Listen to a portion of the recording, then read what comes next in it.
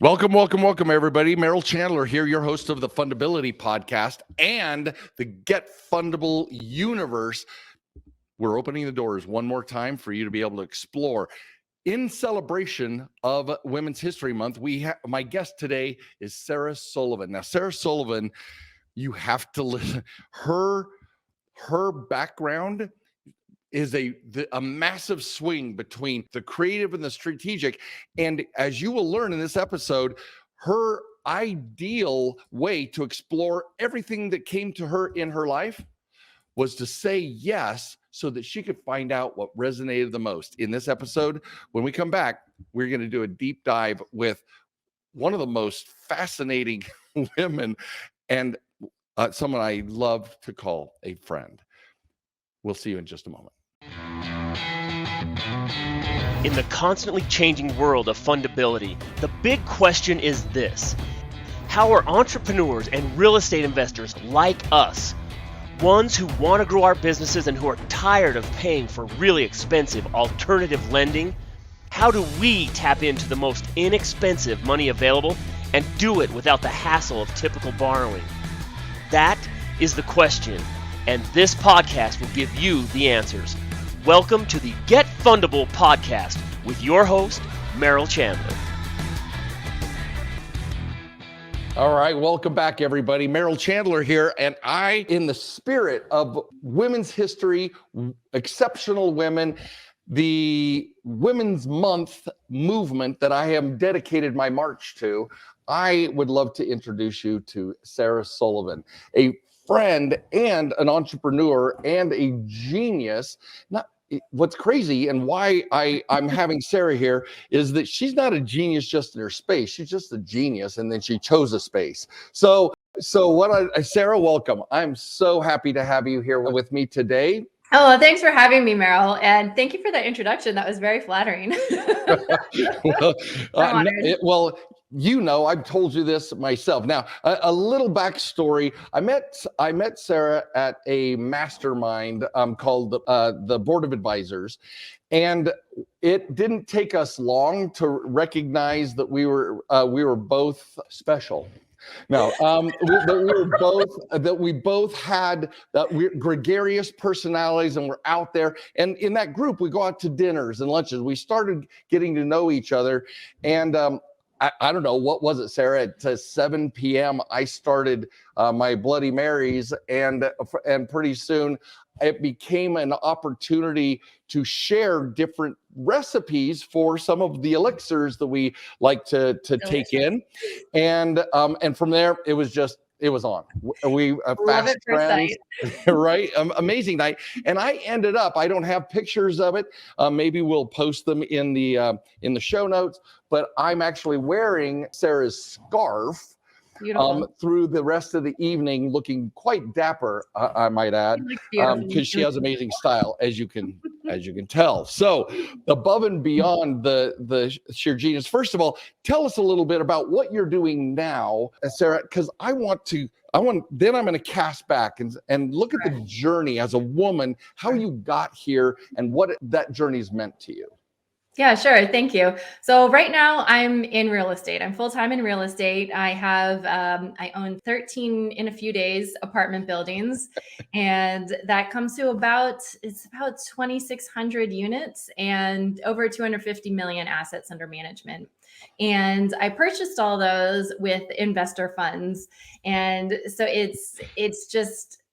it's an amazing space to be in. And I'm sure we'll get to this, but I found it was not a straight line journey to get here, but I found my niche and I focused on it.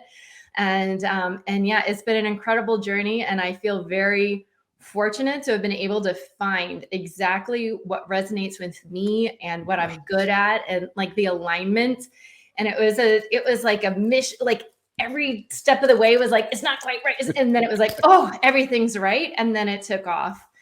So apartment buildings, and it's fabulous. Wonderful. See, that's where you landed to me. First of all, I refer my clients to you, and you have shared some of your clients, referred them to me. So Yep, there's definitely. great synergy, right? Getting fundable 100%. and then where to use these different bank loans and commercial loans and be able to, for long-term passive investments, right? But what is most important to me in this interview is to celebrate Women's History Month and your journey. And so take me back a few years, can't be more than a decade, but take me back to where you started, like where you started out your career, and what was it that when you decided, whoa, I don't want to be doing this. What else is there? We call them wealth vehicles. And what is it? Kind of share that process that you started awakening up that, is there something more for me? Yeah, definitely. So it's like a 20-year, it is more than 10 years, but I won't do the 20 years. I didn't want to out. You're like 42 years ago, Sarah, please tell us. You know? But I'll kind of skip a lot of it and say there was a moment. So I had a career. I was in business in college. I had a career working for large tech companies and small tech companies. And there was a moment after I got my MBA where I was like, this is not, like, something is not right. And there was something uncomfortable, like the dream I had of, when I get this degree and when I get my MBA and I'm going to be a VP of some big tech company and I'm going to be rich and have a really fun life. It was not like that. And so what I did actually is move to England, and I went full-time to Circus school because I was like, I want fun. I want fun, and this is really boring. Okay, hold on. Okay, we got to stop right there. I want everybody to hear that. Sky, put that up so people get audio and visual on that. She left her post-NBA life. I'm interpreting this. Post-NBA life, and went to England, to London, and went to Circus school. Okay, you guys. Now, remember we talk about the creative strategist, right? Well, MBA is full-blown strategy side. Well, here comes Sarah to say, you know what? Let's check out the far end of the creative side. So tell us about Circus school. Yeah, so it was intense. So it was mostly 16 to 18-year-old people, and I was 30 years old, almost twice their age, and they're like, oh my gosh, you're married, you're old. But I went, and it was training 8 to 5 every day, 5 days a week for 3 months. So, like, needless to say, I was extremely physically fit after, but it was tons of fun, and we created every day. Yeah. So I did partner acrobatics, throwing people around. That was the base, because you can't tell, but I'm almost 5'9". And so a lot of the people were like, under 5 feet. So I was you ended up the base of the pyramid, the base of the thrower, not the thrower and the catcher, not the throne. Yeah.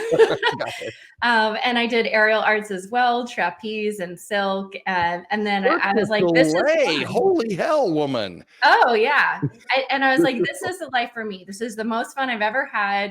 These people are fabulous. The friendships and like, you're trusting people with your life. So the connection and the intimacy that I felt with the people I was training with and performing with, I was like, this is life. Like, this is it. And then, okay, I've known her for a better part of 2 years, you guys, and I did not know about Circus school. So I'm just going to start. My interviews are all about me exploring my friends. We never got to this over Bloody Marys. This is awesome. I don't know how we missed that part. We were so into talking about money and how do we make money for our clients that we skipped over. This is the fun stuff right here. This is the fun stuff. So anyway, I did that. I was performing, traveling around Europe, teaching, performing, exploring. It was great fun. And then I had a moment. I bought a friend of mine a pair of shoes. He was in the circus, and he cried because he said, I've never had shoes this nice. And these were secondhand Vans, like checkered Vans that I saw. They were £4 British pounds. So it was super cheap. But I realized, like, wow, it is a different. I was married. My husband was supporting me, so I didn't have to worry about the money side. But I realized that this is a path like, you're really poor. Everyone is really poor. And so I was like, oh, like, I don't want to be really poor. It's really fun, but I don't want to be really poor. So then I was trying to figure out how I could keep circus in my life, but use my business side. So I helped start a circus school. We came back to the US, lived in Silicon Valley in Palo Alto. And I was like, okay, we need a circus school here. And, the parents will pay for it. So all the CEOs can go to circus school instead of monasteries when they're trying to get their creative on. Yeah. So that was also fun. But I still didn't get rich doing that. And we started having kids and stuff. And it was a lot of work physically while I was doing that. So anyway, I went back to corporate at that point in time. And I said, okay, I tried to have the fun side, but then I didn't have the money. And so I would like, now that I have a family, we need money. So I went back to corporate, went back to working for tech startups, director of engineering, program management, these sort of things at tech startups. And so then I had money. I didn't have as much money as I wanted, but I had money, but then I didn't have time. I was working so hard. I didn't have time, creativity, fun. It just began to be less and less part of my life. And there was one night where I was putting my kids to bed. They were under 3 and 5, so maybe 2 and 4, somewhere in there. I can't remember exactly. And I was kind of watching myself in the moment, and I was a really ugly person. I was so stressed out from the Silicon Valley life and the long commute and the kids, the babies in 2 different kind of daycares and preschool, and the driving and the picking them up, when daycare was just closing, and like the rat race that everyone talks about. And like that level of stress in my body, it came out because my kids were not going to bed, and I saw myself and I was like, this is a really ugly version of me. I need to change my life. I don't know what I'm going to do, but I need to change my life. I need money and I need freedom. I don't know how I'm going to do it, but I made a commitment that night. I was going to figure out how to do it. And so then the journey began, and, I was like, I'm going to have my own company. I don't know what it's going to be, but it's going to make me a lot of money and give me a lot of freedom. And so I started researching and like all these online coaches and stuff, I was like, I'm really like, I'll put in the work. I'm a hard worker. I just got to figure it out. So I tried the leverage point, right? Yeah. Yeah. And so I want to say to people listening, like, try a bunch of different things. Cause I was like, I'm going to do an online course for like stay-at-home moms who want to be like acrobat fit. So I had this acro fit from home course. It didn't work. You are freaking amazing. I'm learning all this as you guys are learning it. This is awesome. I love you more than I already do. This is amazing. And then I started like, okay, well, let me ask people around me, because I was in Silicon Valley. There were a lot of people not working, but they had really luxurious lives. So I'm like, what are you doing? And so many people were talking about real estate, but not real estate as I knew it. So I'd taken real estate courses from gurus like fix and flip and wholesaling. I was like, that is a ton of work. That's not financial freedom. And then people were saying, no, we invest in syndications. So it's group projects. We're passive. Someone else runs them. And I was like, ding, ding, ding, ding, ding, ding. Oh, okay. So then I started learning more, and I took the courses from the gurus from a couple like Rich Dad University with Robert, and through Ari Mentor with Tyler Devereaux. And I went through these things and I was like, it just like hit me. So I had done some stuff in real estate and lost money, actually, in quite a few things in real estate, and I lost money. So this is another thing. Like, there were big fat failures where I lost money in real estate, but I didn't say, okay, real estate is off the list. I said, I'm not doing what's right for me in real estate. Beautifully said.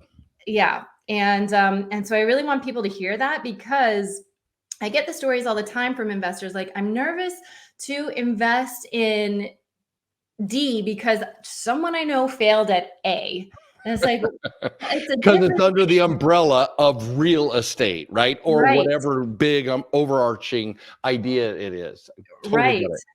And I remember after I went to the first workshop around syndications, and I came back and I was like, Mom, listen to this model. And I explained it to her, and she was like, Oh, that is a big fat scam. You know, my friend from church, she lost it. Sorry, mom, if you're listening. She lost a lot of money in '08, and you should not touch real estate. And I was like, wait, your friend lost some money buying a duplex, and like this is totally different. This is cash flowing apartment buildings in emerging markets, not in your neighborhood. So it was all about learning to buy not where you live. That's different. It's learning to buy in markets that are exploding with the asset class that is fitting the supply and demand of what's going on in that place, and just like the scale of it, the economies of scale versus like 1 to 2 units at a time. And so I was like, I know this is it for me, and I started down the path of trying to do this on my own. Well, with my husband, we got nowhere, but I still didn't stop. It was like 9 months of trying to get our first property. We got nothing. And my husband said, I'm out. I have a great job at Google. You can do this on your own. And I was like, oh, I'm going to do it. So I said, cool. Peace out. I'll figure out how to do this. Not in a negative way. It was a very peaceful peace out. And so I went back to one of the coaches in the programs, and I said, you're amazing. Why aren't you 10 times as big as you are? And they said, well, this piece is something that we're not amazing at. And I was like, that's the piece I like best. That's what I like. Like this process A to Z, this section, that's what I like. I don't like all this stuff, and I don't like all this stuff. And they're like, oh, well, we love this stuff, and we love this. We have some other partners who like this stuff. And I was like, oh, let's do it together. And so we partnered up, and both of our companies exploded. Like they'd been doing for like 12 years. Now their portfolio is double what it was. And I had no portfolio, and now I have, a big portfolio. And so it was all about, there's a lot of stuff in entrepreneurship and startups in Silicon Valley where people in the same stage get together as like support groups. But the CEO of one of the startups I worked with, he said, I'm the CEO of a startup. I'm not going to talk to other CEOs of startups. I need to be in a group with CEOs of this companies that have already scaled. They've already been through it. And I was like, yes, I need to partner with someone who's already way ahead of me. And so that's what I did. They've been doing it for 12 years and they needed help in this one area. And so we joined forces.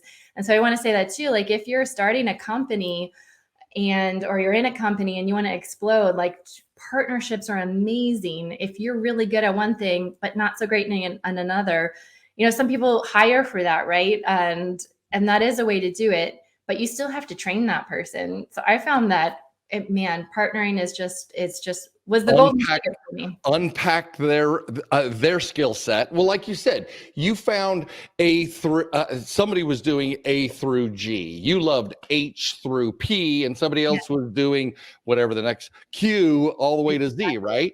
And they're already competent at that. So I love what you're sharing, Sarah, because so many of us think we have to do it all. So the very nature of entrepreneur means that it's on me. I got to do it all rather than leveraging other people's skill sets, other people. So I shared a moment ago that we have this big piece of fundability is the creative strategist, right? The balance between our creative self and our analytical self. And so can you please share with the other women who are celebrating with us and even their male counterparts, how do you balance because notice you swung to the MBA, massive strategist, and you swing all the way to circus performer and trainer. I can't see very much of A to Z that got missed, right? Before you landed in this balance and this niche. So tell me about how you came to be aware of the creative, the partnership, the internal partnership of your creativity and your analyst, the creative strategist.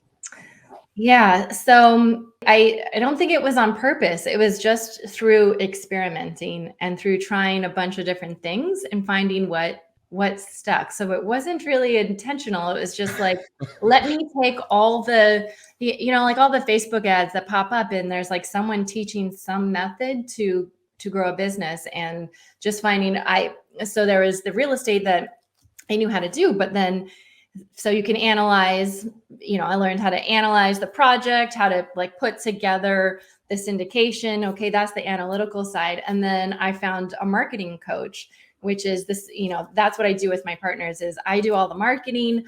I do all the investor relations. So like the heart side of it. And like a lot of my investors are like, I am so into what's best for them. And so it's really like I spend time getting to know them and their family and their goals in order to make sure that they're investing in the right thing. And so, so yeah, I don't think it was purposeful. It was just like, trying out and saying yes to things. So a lot of people out there are like, ooh, I went to this 3-day challenge and they were trying to sell me a package afterwards. I was like, yeah, I mean, if it resonates, buy it, try it. If it doesn't work, what are you out? Like a couple $1,000? Who cares? You could make $1 million using their right. They're bigger upside than a downside. Yeah. So I said yes to so many things, and things that didn't click. I just said, okay, well, I tried it. It didn't work for me. Might work for someone else. And then I just kept trying. I just kept saying yes until I found the thing that worked. And so email marketing, education I put on large educational events for investors. And that worked for me. And some people say it's a lot of work or that doesn't work. Well, it works for me. And because I love teaching, I think it was actually a lot of the skills that I learned from teaching acrobatics and aerial arts for so many years. Like I had to make sure that people understood what they were doing or they would get seriously hurt and go to the hospital. the life and death situation, right? Yeah. And so I think carrying that like heart and like, I need to make sure people understand, educate, and like the level of caring that I have for people. That's really important for us to all hear, listeners, viewers, because think about it. If you're accustomed for years, you're accustomed to taking care of somebody's literal physical safety. That's not a big stretch to take care of or prioritize their financial safety, their emotional safety when it comes to, I've never done that, the kind of the white knuckle, what am I doing? This is insane type of decision, right? Because people have said yes to you as their first time at real estate investing. Passive though it may be, you're the first, and they're still white knuckling, right? Until we all get that level of comfort. Like I'm on my third property with Sarah, right? So I have to say that in my own experience, what you do way resonates. That's why we've had so many great connections and sending people to each other, because my 14 months I spent on a fix and flip, do a kind of a live and flip, buy a duplex, fix one side, live in that while I fix the other side, and then have and then start changing out light bulbs in a oven. Yeah, it was just a shit show for me. I am not that guy. I learned that I know how to get money from banks. Well, what I can do and what you do has this merry little synergy, right? Because the bank loans that I get can be handled. I haven't seen an instance in any of your proposals where the monthly stipend doesn't cover my payment to the bank, right? And all of us, I would end at the end of your the trajectory, 5 years, 7 years, whatever it is, and I'm free and clear with a big pot of gold at the end of that rainbow. And that is a thing for me, right? Because I don't have to pick up a damn hammer. That was a madness for me. So I totally get. So going back then to what challenges have you found in this space, or have you found challenges where you as a woman found challenging, or because real estate isn't a male-dominated space. I mean, it's nearly 50-50 in my experience, but what challenges do you run into that the women listening to you, whatever their entrepreneurial enterprise is, how you've overcome challenges that you have faced as a woman?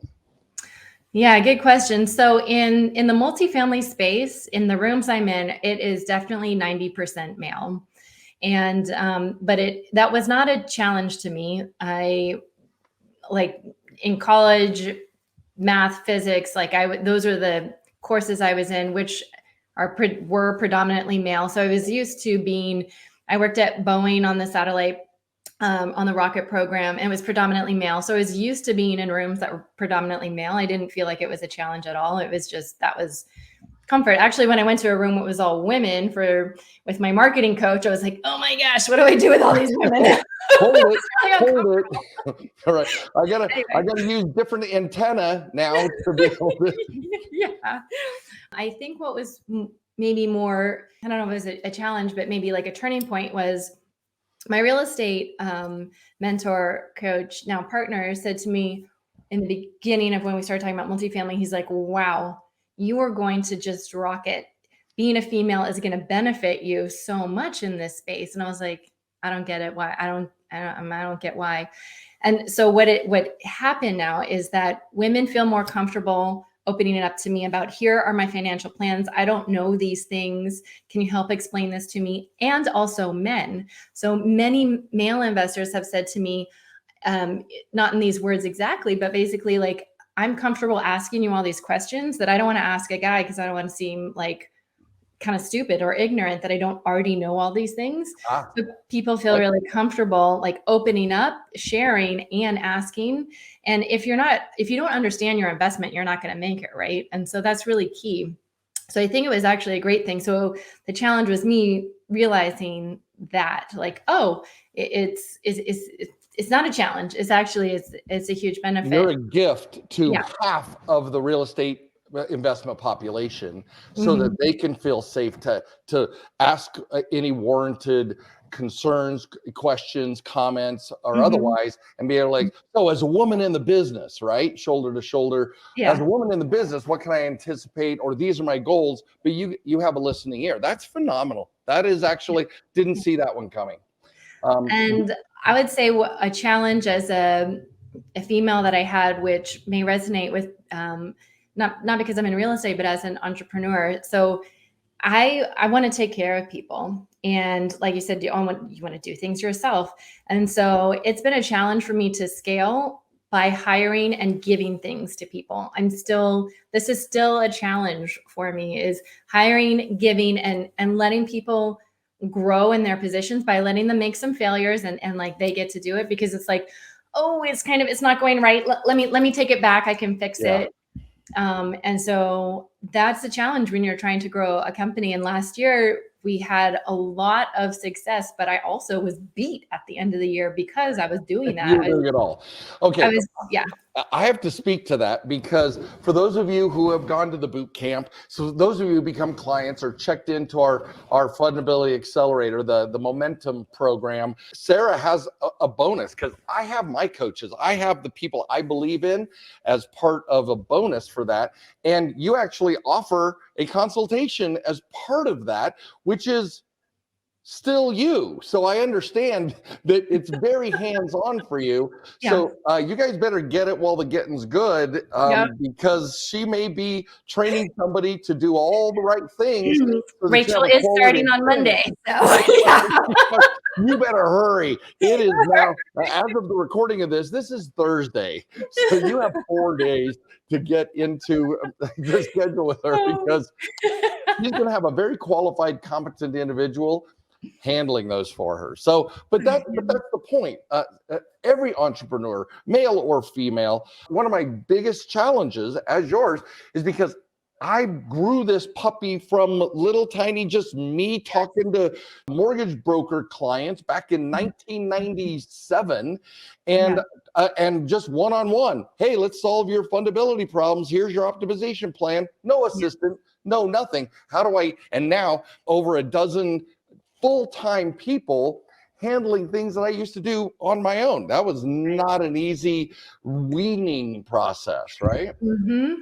Yeah, it is difficult, but it's necessary, and it's just it creates like a movement in the curve, movement in the trajectory, but hopefully the long term is Yeah. is the growth. I did learn, and I would like, any philosophy or practices, but most difficult thing for me was learning that I needed to find somebody who I could admit was better than I was at Mm, each mhm, position, at mhm, each position that I was hiring mhm, for. And now mhm. I have not onboarded any one of my advisors. The last 3 advisors, my advisor leadership team have all onboarded, and I'm like, hi, I'm just the guy over Yeah, here, right? You may have yeah. watched my boot camp as part of your training, but I wasn't even involved. So Mhm, tell me how you are, as you look forward through the rest of the 2022, mhm. what is your plan, your strategy, the internal conflict, whatever is true for you? How Yeah. are you letting go? Yeah, so it's We'll go actually back to the circus. it's actually really involved, because I realized at the end of last year, like there were like I felt like I was such a cliche. There were some physical things happening to me that I was like, this is because I have such poor health, because I'm so overworked. Wow, I'm such a cliche. Like, how did this ever happen? Like, I was in the circus and now I'm unhealthy. What you know the? So, but I realized so I have 2 coaches now who are helping me scale. One is on the practical side of it, and the other is on the mental side of it. Like what I was saying, like taking control and kind of going back to the programming I have as a female of, like my mother took care of the house. So I was trained to take care of everything. My brothers were not trained to take care of everything. So that that programming and those paradigms that I have in me of like, I need to take care of everything, it's all on my shoulders. I'm actively working to release those paradigms and adopt new paradigms so that I can give away ownership. I love it. I love it. Okay, so Yeah. what I heard, I don't know if you guys heard this, but what I heard is she is taking control of letting go. And yes, it's a process, right? It Yeah. really is, because it's a stepping away, right? I get it. I get it. All right. Yeah. And also like a key thing is visualizing what doing this successfully will feel like. So like you said, like how do I visualize and manifest someone who's better than me at investor follow up, or who's better than me at, writing my email copy or whatever it is. And then like, wow, that the freedom, the release, the health, the happiness that I would feel. Okay, visualize that. And like, that's helping me get to the point And of bring that like, in. Bring yeah. that in. Mhm. Absolutely. Yeah. I love it. In fact, while you said the investor follow-up, I just went to the Showtime show Billions, where they have IR, the investor relations, and these guys are like, I mean, they're like, they're magic makers of knowing who their people are and how to support them. I went straight there. I'm like, okay. I Yeah. have a visual now about what that looks like. So Yeah. in conclusion, Yeah. what would you share with women, all entrepreneurs, but Mhm. with women who are where you are right now in this process of letting go? Okay. And what would you share with your 20-year-old self? Okay. So with other women who are in my position, I would say be really honest with yourself around what's holding you back. And if it's been holding you back for a while, but you think you can change it yourself, you probably can't, and you should hire a coach to help you. Okay, I'm making notes. Thank you very much, Sarah. I'm making notes right now. Are you guys hearing her? If it's still on your to-do list and months and or years have gone by, maybe Yeah. it's time. Yeah, and it's probably, if you're honest with yourself, it's pretty obvious what the thing is about you personally that is holding back the growth of your company. And it doesn't mean it's bad. It might be a coach you hire for 3 months, for 6 months, for 12 months. Yeah. And then you move past that barrier, and then you're ready to rock. And I always hire coaches, and I kind of got to this point and I was like, hey, I'm good now. And I released my coaches because I'm like, okay, I I got it. And then I was like, oh, but now I have new things I need to be coached on. And it was a little scary to hire because now there are more expensive coaches, but my profits are higher. So come on, let's just do it. Keep investing in ourselves. Keep investing in yourself. So your 20-year-old self, the one getting ready to go into, I don't know the age, but getting ready to go into your MBA, right? Getting ready to, what questions would you ask yourself sooner than you did? Like, don't follow, like, there are so many ways. So don't follow one way. Like, I thought there was one path, and there's not one path. There's like infinite paths, right? And I thought there was one path. So I was taking step 1, 2, 3, 4 ever since I was like 5 years old, because I thought that was the path. So I would tell myself, like, there's so many paths. If it's not fun, figure out a path that's fun. Amen. Yes. Amen. And another thing, which is just something recent that I've changed, is be yourself. So I also, as far as like, there's steps to take, I also thought there's a way to be and look. So I didn't enjoy my post MBA or pre MBA life because I was quite rigid and stuffy when I was in work mode. And then outside of work mode, I was doing circus stuff and having fun, whatever. But I felt like, like I had to be this kind of like uptight, rigid, to be taken seriously. Yeah. And then when I just kind of settled in, I was like, I can be whatever. I can shave the side of my head. Like, who cares? That's how I met you. You were really clean on one side, and I'm like, I love this woman already. Hi, my name's Merrill, right? And it was because you weren't molded, but that came at a price, right? Coming to that awareness that you get to show up how you wish. Yes. So I would have liked to have showed up as myself in all areas of life, back when I was 20 instead of in the last 5 years. Sooner. Yeah. Brilliant. Sarah, I adore you. You know that. I can't wait for our next round of cocktails and the next scarf, because you are a dapper fashionista. So I wish I had something spiffier on for that comment. No, I love your jam. I absolutely adore you. Thank you for joining me in my tribe, and this may end up in your tribe, and hopefully your people may get to know a little bit more about you and how they can, because it isn't the formula know, like, and trust, right? And so only when it's that authentic side you're talking about, people come, the more they get to know us truly, then our tribe kind of coalesces all automatically and all on its own, and we find the people we love working with. So you are a true joy and blessing in my life, and thank you for joining me to celebrate Women's History Month and sharing with all of us your amazing story of how you have come to be this realized and amazing creative strategist. Thank you so much. Well, it was an honor, Merrill. Thank you so much for having me here. And I love that you are also authentic, which is why we resonated right away.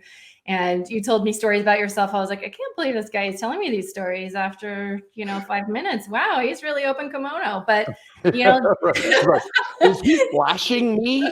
Is he flashing me with his stories? His real life story. But those are the people we get to choose in our lives and choose to work with. And it's fabulous. So thanks for having me on. And listeners, thanks for listening. It's been fun. Feel free to get in touch with me.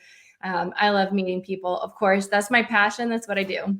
Yeah. And she's genius at it, you guys. She is a genius at it. Thank you again, Sarah. And you guys, like, love, share, send this to a woman who deserves to explore all of the beautiful recesses of her soul so that she can develop further even the creative strategist in her life. Love, like, and share, you guys, and we'll see you guys on the inside. Thank you for listening to the Get Fundable podcast. Please leave comments because Merrill would love to read about your aha moments from this episode. And be sure to visit getfundable.com to read our blog, get important links, join our community, and much, much more, like ordering Merrill's tell-all book that is changing the world, The New F Word. And you got to tell your friends about this podcast, because we want them to get fundable too.